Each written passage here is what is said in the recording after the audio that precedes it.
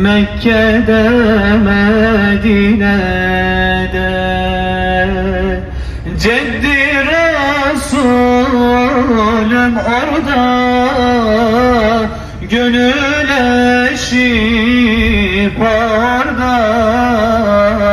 Sevenler görmek ister, can orada, canan orada. Sevenler görmek ister, can orada, canan orada. Medine'de bir pazar, İnci cevher saçar. Medine'de bir pazar, İnci cevher saçar.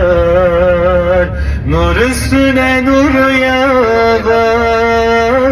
La ilahe illallah, la ilahe illallah. Selamladı. Buradan Efendimiz öyle bir heyecanla indi ki Cebrail aleyhisselam peygamberliğini müjdelediği zaman Es-salatu vesselamu aleyke ya Resulallah dedi. Dağlar, taşlar, hayvanlar, her şey ona doğru selam verdi. Resulullah çok heyecanlıydı. Öyle bir heyecanlı şekilde indi ki hemen evine koşarak Hazreti Hatice annemize ört üzerimi ya Hatice, ört üzerimi ya Hatice diye böyle bu nidalarla evine vardı. Muhammed Resulullah, nur üstüne nur yağar. La ilahe illallah, la ilahe illallah, Muhammed Resulullah.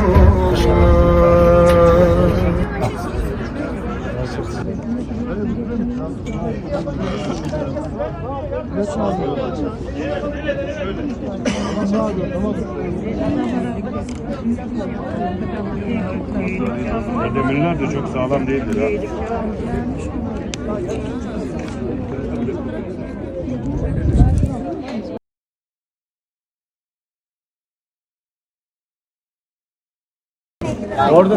Dağlar aştım, yollar aştım. Dağlar aştım, yollar aştım. Sana geldim ya Muhammed. Issız çöllerde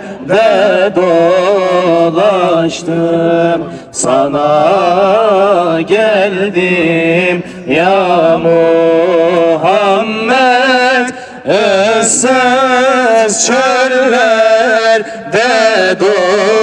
dolaştım. Sana geldim ya Muhammed. Sensin alemlere rahmet.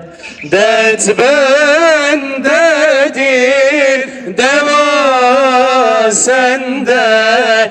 Dert bendedir, deva sende. Eğlenmez bir yara bende.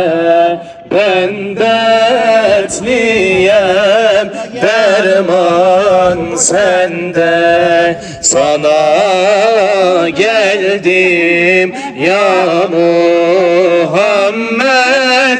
Ben dertliyem, derman sende. Sana geldim ya Muhammed. Sensin alemlere